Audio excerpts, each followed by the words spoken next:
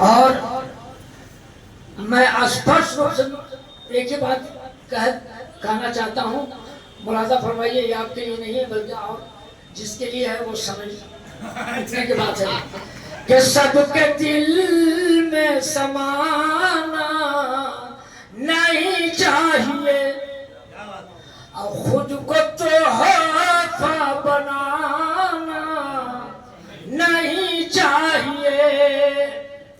क्या बात है, डॉक्टर मकबूल मंजर साहब, आप दाद दे देंगे तो लगेगा कि हम कामयाब हो गए।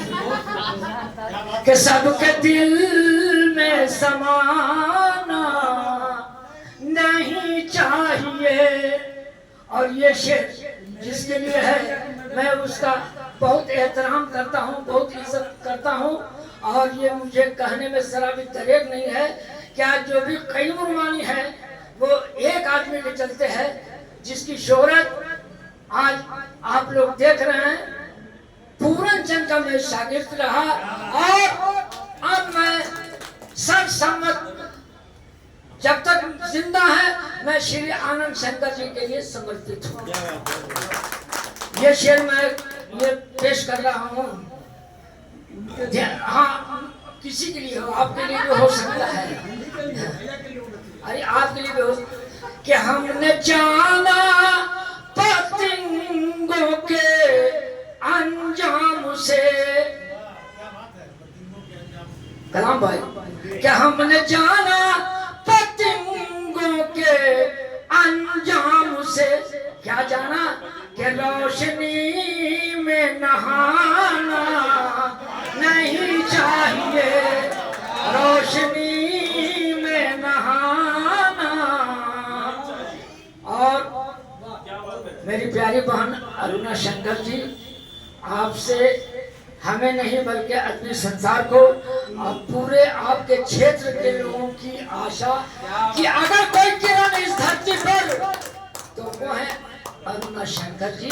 मेरे पास इत्फाज नहीं है कि मैं आपकी तारीफ करूं, बस आपसे छोटी सी एक गुजारिश है कि आप जिस तरह से शहरवासी और शहर के अपने क्षेत्र में लोगों को आपने जिला बख्शने का काम किया, रोशनी देने का काम किया है, आपसे मेरी गुजारिश है कि अगर इस धरती पर कोई सबसे कमजोर वर्ग होता है तो वो है शायर और कवियों का।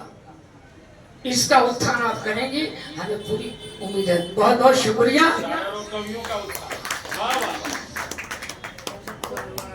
आप बोले क्या, आप बोले सबसे कमजोर वर्ग, ये हो ही नहीं सकता, इतनी ताकत कलम में है। आप ये जो बोले उससे हम सहमत नहीं है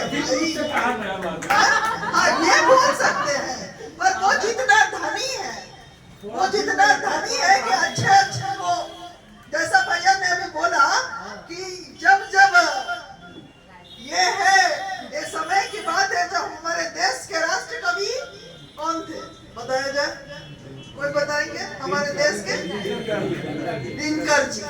और ये लाल किला पर कवि सम्मेलन चल रहा था और ये उस समय की बात अभी भैया ने, शंकर भैया ने बोला कि वो चढ़ रहे थे सीढ़ियों पर जवाहरलाल नेहरू जी और लड़खड़ा गए और पीछे से दिनकर जी जो इन्होंने संभाला और तब उन्होंने कहा, जवाहरलाल नेहरू जी ने, हमारे सम्मानित, हमारे उस समय के तत्कालीन प्रधानमंत्री जी ने, माफ कीजिएगा मैं थोड़ा लड़खड़ा गया था।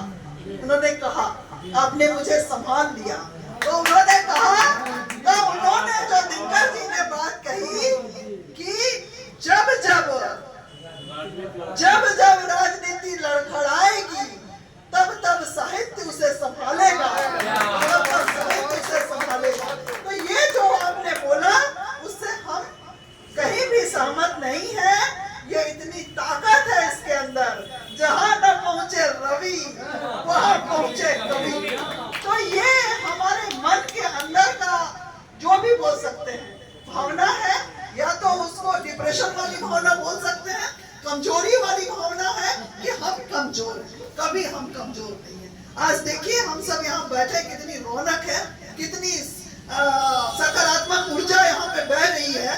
तो क्या ये कमजोर लोगों की ऊर्जा बह रही है यहाँ पर? नहीं, ये हम कभी